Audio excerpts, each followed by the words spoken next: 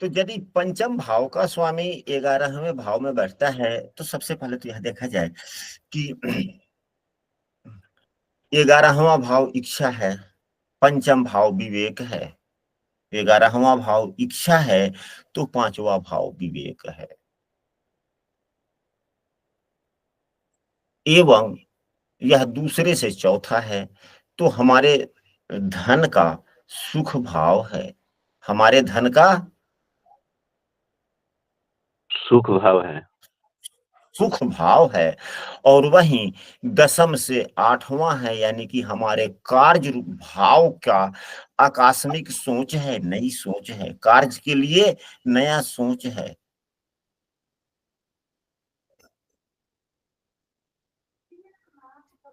एवं भाग्य भाव का यह हाथ भी है।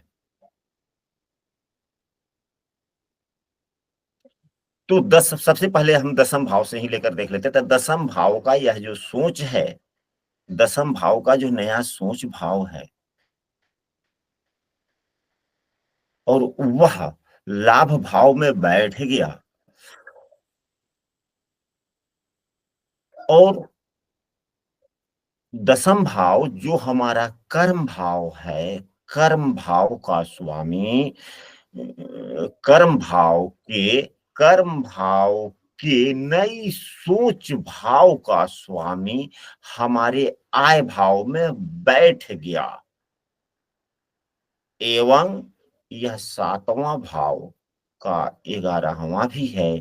7वें को कर्म के दृष्टिकोण से व्यवसाय का भाव माना जाता है, और व्यवसाय भाव से व्यवसाय भाव का इच्छा, व्यवसाय भाव का यह इच्छा भी है। अगर इन सभी चीजों को अगर हम लोग समझने का प्रयास करते हैं, निष्कर्ष क्या निकलता है?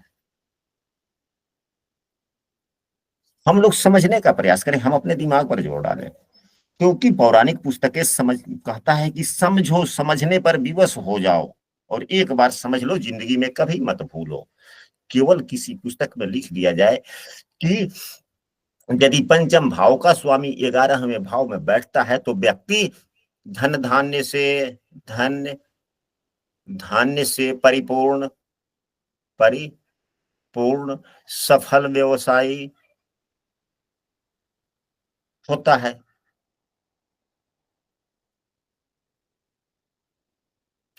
तो जो अभी हम लोगों ने यहां पर अभी चर्चा किया कि यदि पंचम भाव के स्वामी 11वें भाव में बैठते हैं, जिस कायदे से सोचा, यही नियम बन के निकला कि नहीं बन के निकला? जी गुरु जी। जी यही नियम बन के निकला। हम लोगों को केवल आप लोग कहिएगा तो एक दिन में हम 50 सूत्र पुस्तक कोई खोलेंगे, देखेंगे, लिखवा देंगे। तो पुस्तक के सूत्र लिखने लिखाने से तो मानसिक विकास नहीं होता ना। जितनी गुरु दक्षिणा आप लोग हमें एक महीने में देते हैं, हम 25 क्लास होती है, 100-150 सूत्रों पर हम लोग चर्चा करते हैं, और 700 रुपए की किताब में हजारों सूत्र आप लोग नोट कर सकते हैं, कॉपी कर सकते हैं। तो क्लास में भी शामिल होकर के सूत्र ही 25-30 केवल कॉपी कर लिए, तो उससे तो मानसिक विकास नहीं होगा, क्योंकि फलादेश में तो मानसिक विकास की स्थिति। तो अब देखिए कि यदि पंचम भाव का स्वामी 11वें भाव में बैठा हुआ भी है, और वह दुकानदारी अपना करता है, उसका सफल नहीं चल रहा, धन धान से परिपूर्ण नहीं है, समस्याएं आ रही है, क्या करना होगा? पंचम भाव के स्वामी को बलवान करना होगा ना। या यहीं पे पंचम भाव का स्वामी पीड़ित हो जाए अपने नीच राशि का, हालांकि वैसी स्थिति तो नहीं हो सकती, लेकिन अगर हो जाए तो अपने शत्रु राशि में बैठा हुआ हो, अंश बल से कमजोर हो, नवमांश में नीच का हो जाए, तो पीड़ित हो जाएगा, तो फिर समस्याएं आएंगी, और भी बहुत कुछ हो सकता है। संतान पुत्र का उत्तम सुख मिलेगा। और सबसे बड़ी बात यह है कि यहां देखिए, विद्या की निपुणता का चौथा भाव यानी कि सुख भाव, और उसको लग्न के लिए विवेकशील भाव भी कहा जाता है। और यह दूसरा इस भाव में क्या है? अकॉर्डिंग टू एज प्रेम का भी भाव है, और यह इच्छा का है, जो लग्न को जो मन में उत्पन्न जो भावनाएं होती है वह 11वें भाव से होती है। हम कह सकते हैं कि ऐसा व्यक्ति सहानुभूति पूर्वक किसी की सहायता करता है, मजबूरी में नहीं करना चाहता। वह मजबूरियों के कारण नहीं, कि हम मजबूरी के कारण सहायता का मतलब हुआ कि भाई उससे हमको फायदा लेना है, चाहे ग्रह जो भी बनते हों। अगर कोई पापग्रह बनता है पंचमेश और 11वें भाव में बैठता है तभी यही गुण पाए जाएंगे, लेकिन थोड़े कम। अगर कोई शुभग्रह यहाँ बैठ जाए, यदि देवगुरु बृहस्पति हो या यहाँ के पंचम भाव के स्वामी शुक्रदेव यहाँ पर बैठ जाए, तो थोड़ा सहानुभूति आज ज्यादा हो जाएगा। यानी कि एक होता है कि अपने फायदे के लिए किसी की मदद करना, और एक होता है कि हमें उससे कुछ नहीं चाहिए। एक जो मानव का नियम है सहानुभूति वाला, तो सहानुभूति पूर्वक वो मदद करता है। विद्या के दृष्टिकोण से भी अच्छा है, क्योंकि उच्च विद्या नवम भाव से देखा जाता है, विवेकशीलता पंचम भाव से देखी जाती है। तो उच्च विद्या जो नवम भाव से जो देखा जाता है, तो नवम का भाग्य भाव का स्वामी 11वें भाव में लाभ भाव में बैठा है, इच्छा भाव में बैठा है, तो उच्च शिक्षा पाने वाला भी हो सकता है व्यक्ति, उच्च शिक्षा भी हो सकता है। विद्वान, जब उच्च शिक्षा होगा तो विद्वान होगा। यह पंचमेश है, यह संतान भाव है। संतान भाव ये लाभ भाव में बैठ करके संतान भाव को देख रहा है, तो पुत्रों से भी लाभ संचार हो सकता है।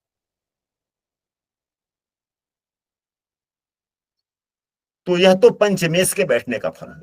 अब इसके बाद में चलते हैं कि यदि छठे भाव के स्वामी 11वें भाव में बैठेंगे तो क्या फल दे सकते हैं। छठा भाव को अच्छा भाव नहीं कहा जाता, यह त्रिक भाव में से एक भाव है। एक मिनट जरा सा मिटाने दीजिए।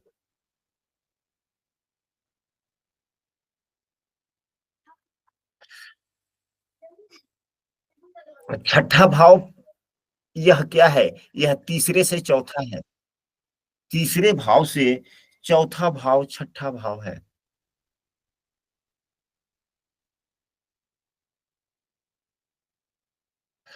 और छठा भाव अपने से छठे बैठ गया।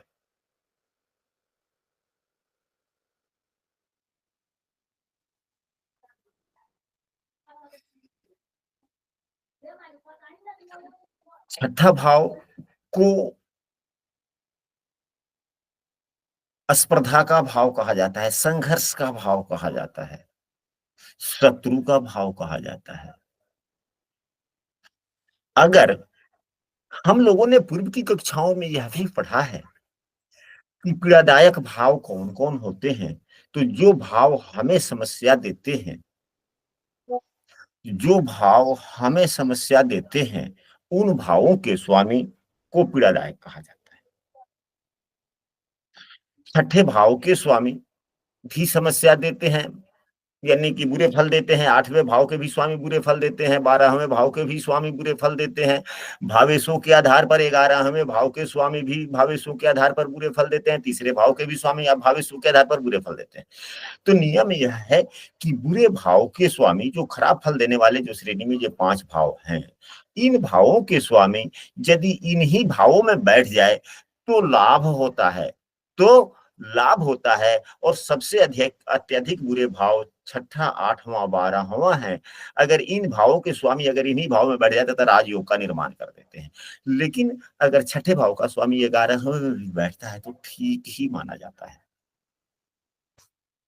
यह क्या करवाते हैं, यह संघर्ष, जितना हम संघर्ष करेंगे हमारे मन में जितनी स्पर्धा आएगी, सकारात्मक कायदे से, सकारात्मक कायदे से हम जितनी स्पर्धा करें, यानी कि फलनवा इतना 1 घंटे काम करता है तो हम 3 घंटे काम करेंगे। वह 200 रुपये कमाता है, मैं 250 रुपये कमाऊंगा। फिर आय बढ़ती चली जाती है। मन में कंपटीशन की जो भावना रखेगा, फिर उसे लाभ की प्राप्ति होती है। परंतु कभी कभी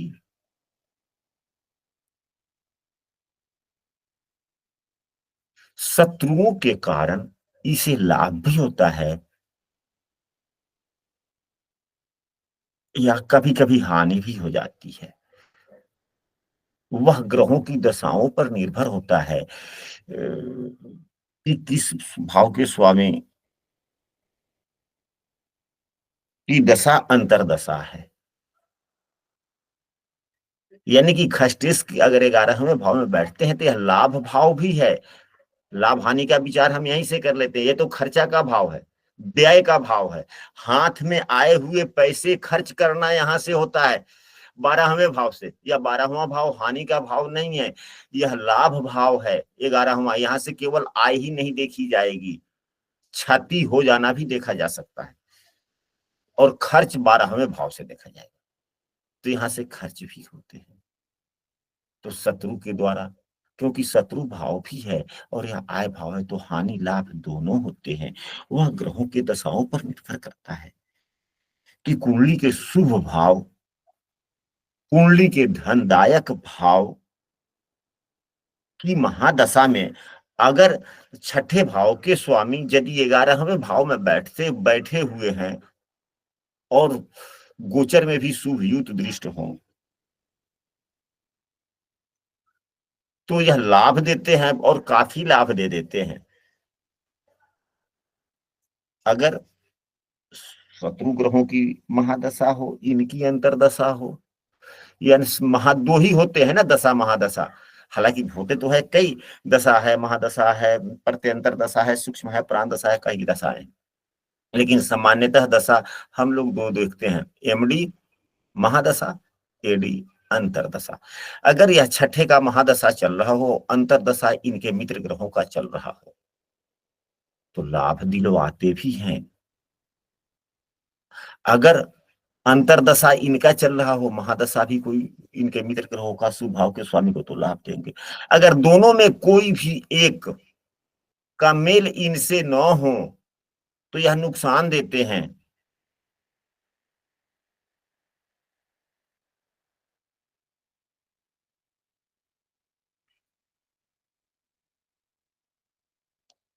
यदि दूसरे पक्ष से आते हैं कि छठे भाव के स्वामी यदि 11वें भाव में बैठते हैं तो अपने पराक्रम से, अपने क्षमता के बल पे व्यक्ति सुखी तो होता है,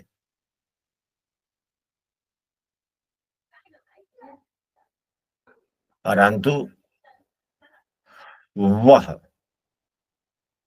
सभी व्यक्तियों से आंतर मन से खुश नहीं रह पाता, जिसके कारण, क्योंकि यह छठा भाव शत्रु का है, अंतर मन से वह सभी से खुश नहीं रह पाता, क्योंकि यह शत्रु भाव का स्वामी मन की इच्छा भाव में बैठ गया तो मन में अंदर में किस प्रकार की भावना जगाएगा।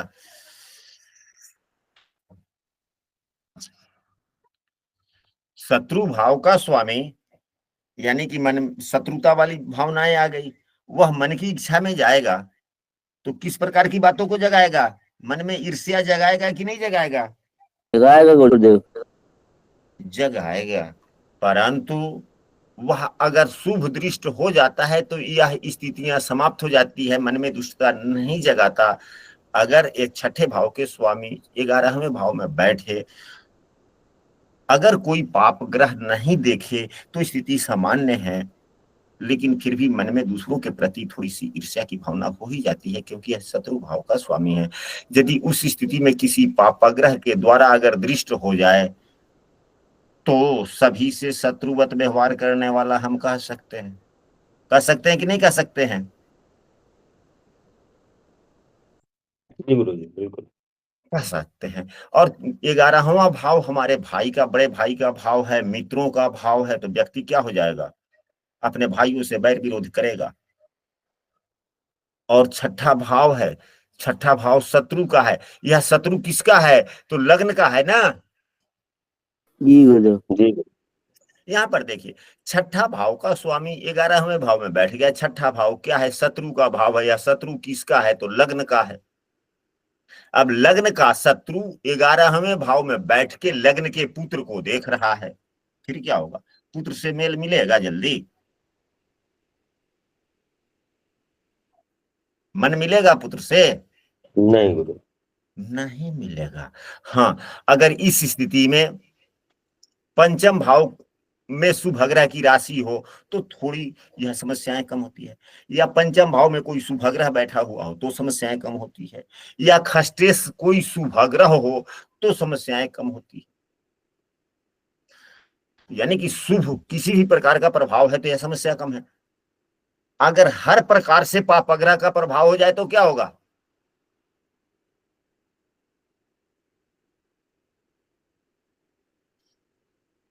समस्या ही समस्या। जी ऐसा समझ सकते हैं। अब 8वें भाव के पर चर्चा कर लेते हैं कि यदि 11वें भाव में 8वें भाव के स्वामी हो तो क्या फल दे सकते हैं। जातक 8वां भाव जो है हमारे जीवन के लिए नई सोच का भाव है, हमारे जीवन की लंबी यात्राओं का भी भाव है। केवल 8वां भाव से हम आयु का ही विचार नहीं करते कि हमारी आयु कितनी है, मृत्यु किस प्रकार होगी, केवल वही विचार नहीं करते, और भी कई चीजों की, धन का भी विचार किया जाता है, कानूनी धन का, यानी कि वसीयत वाले धन वगैरह का ना। चौथा भाव भूमि में गड़े हुए धन का, यह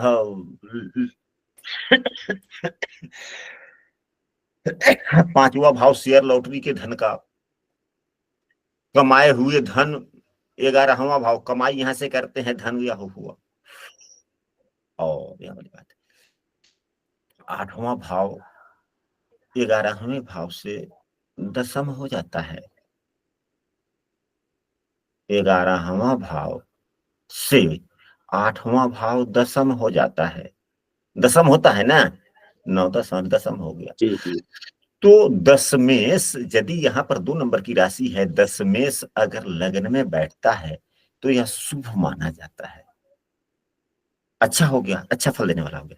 तो दशमेश यदि लग्न में बैठ जाए अच्छी बात है, तो 8वें भाव का स्वामी 11वें भाव में बैठना अच्छा होता है। ऐसा व्यक्ति जो भी काम करता है उसमें सफल होता है, परंतु वह किस भाव के स्वामी से युक्त दृष्ट है, वैसी उसकी स्थिति कैसी है, इस पर भी आकलन करना होता है।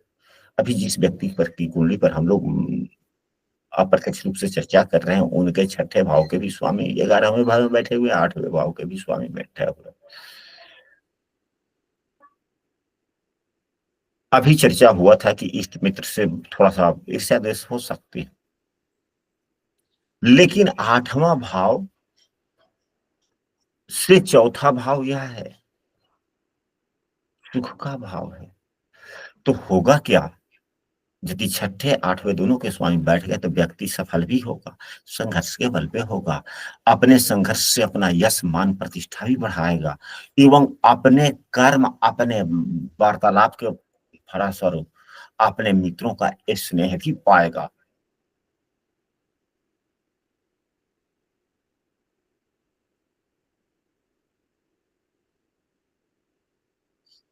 लेकिन यदि बचपना में, अब देखिए यहां पर, लेकिन यही व्यक्ति बचपना में या विषम परिस्थितियां ऐसे कोई, तो ये 6ठे भाव के स्वामी भी 11वें में बैठेंगे, बैठे गए तो ये 6ठे की तो खैर बीमारी की शुरुआत है।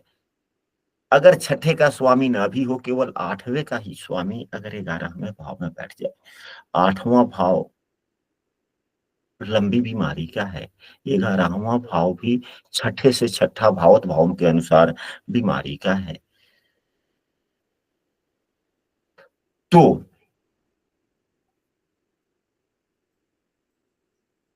यह जातक को क्या करता है, थोड़ा बचपना में बीमारी वगैरह भी देने का प्रयास करता है, एवं कभी भी बीमारी दे सकता है। कब? तो जब इनकी दशाएं चलेंगी तब, और दशा चलते वक्त वह उनका गोचर में भी, अगर यह गोचर में जैसे कि 8वें भाव के स्वामी 11वें भाव में है, एक तो इनकी दशा यानी कि जब अंतरदशा चलेगी उस वक्त 8वें भाव के स्वामी कुंडली के बुरे भाव में ही गोचर कर रहे हो, यहाँ हो, यहाँ हो, यहाँ हो या यहाँ हो, तो बीमारी दे सकते हैं। अगर खष्टेश भी यहीं पे है, अष्टमेश खष्टेश दोनों है, तो 6ठे भाव के स्वामी 11वें भाव में जिस व्यक्ति के होते हैं, सामान्यतः बालकाल में थोड़ी सी बीमारी अक्सर हो जाया करता है। तो अब यहाँ पर दोनों भाव के स्वामी हुए, तब बचपन में थोड़ी बीमारी ज्यादा होने की संभावनाएं बन सकती है। इस प्रकार की स्थिति बनती है। अष्टमेश का 11वें भाव में बैठना, जहां धन धान्य के लिए हमने अच्छा कहा था कि व्यक्ति नौकरी में भी सफल होता है, व्यापार में भी सफल होता है, धन मान जस सब में सही हो पाता है, और रोग पर भी बात हो गई थी। लेकिन यही अष्टमेश 11वें भाव में हो और किसी पापग्रह के द्वारा दृष्ट हो जाए, तो यह कुंडली का सबसे बड़ा बहुत बुरा योग भी हो जाता है,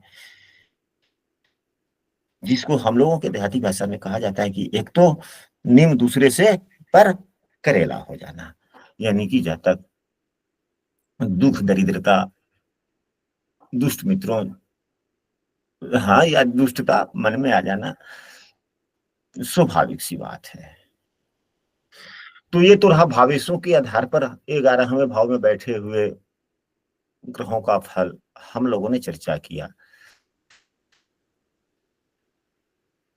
इसके बाद में और भी कई स्थितियां बनती है, वह भी हम लोगों को समझना चाहिए।